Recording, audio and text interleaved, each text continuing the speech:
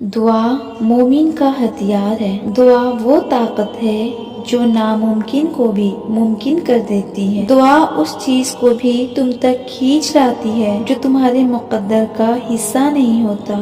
اس رب نے تمہیں اختیار دیا ہے کہ تم دعا کرو اور دعا کے ذریعے اپنی تمام چاہتوں کو اپنے رب سے مانگو، کیونکہ اللہ ہی کی ایک ذات ہے جو سب اختیارات رکھتی ہے اور اس نے دعا کا اختیار تمہیں دیا ہے۔ لیکن دعا کی توفیق اسے ہی ہوتی ہے جس کو رب چاہتا ہے کہ وہ اس سے مانگے۔ تمہارا دعا مانگنا ہی قبولیت کی سب سے بڑی دلیل ہے۔ ایسا نہیں ہے کہ جو چھن گیا وہ واپس مل نہیں سکتا۔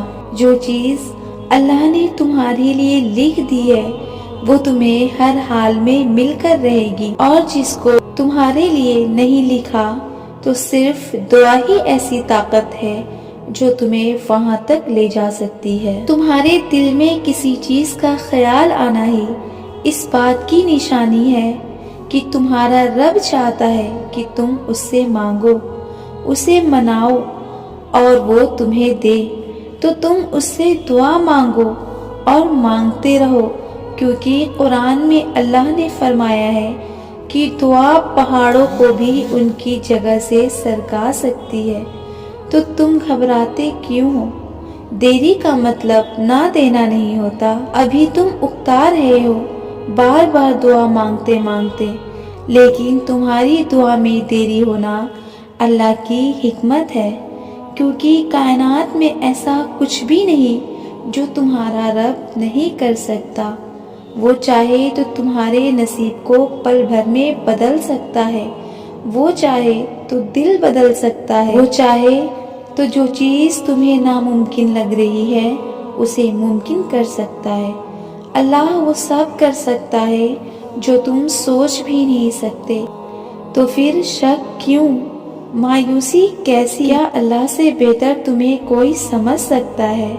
نہیں نا؟ تو بس تم اپنے پیارے اللہ پر یقین رکھو اور دعائیں مانگتے رہو، کیونکہ اسے اٹھے ہوئے ہاتھوں کی لاج رکھنا آتا ہے۔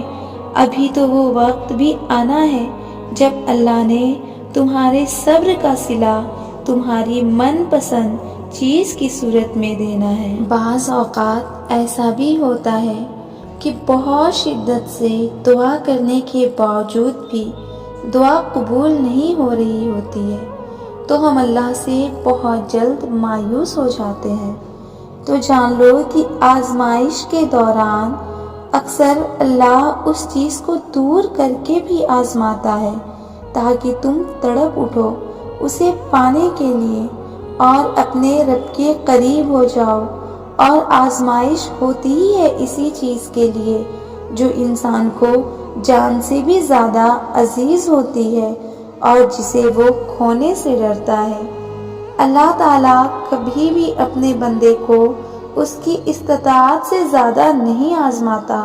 ایک تو اللہ تمہیں مانگتا دیکھ کر خوش ہو رہا ہوتا ہے، اور دوسرا وہ تمہیں بہترین وقت پر دینا چاہتا ہے۔ جب بھی ہمارے الفاظ ختم ہو جائیں اور آنسو اللہ کو ہمارا حال دل بیان کرنے لگے، یہی تو صبر کی آخری حد ہوتی ہے۔ جب سب کچھ ناممکن لگ رہا ہوتا ہے، دل پھر بھی کہتا ہے کہ تھوڑا اور صبر کر لو، تمہارا رب راستہ خود بنائے گا۔ تمہاری دعاؤں کو اللہ پہلے ہی قبول کر لیتا ہے اور پھر تمہیں آزمائش میں ڈالتا ہے تاکہ دیکھ سکے کہ تم اس پر یقین کی کس حد تک جا سکتے ہو۔ تم سوچتے ہو کہ اللہ تمہارے درد سے واقف نہیں؟ ارے وہ تو راتوں میں تمہاری آنکھوں سے نکلنے والے آنسو اور تڑپ کر مانگی ہوئی دعاؤں کو بھی جانتا ہے، تمہارے ایک ایک سجدے کو بھی جانتا ہے۔ بس وہ چاہتا ہے کہ یقین رکھو، کیونکہ تمہارا صبر اور یقین تمہیں کن کی منزل تک لے جاتا ہے۔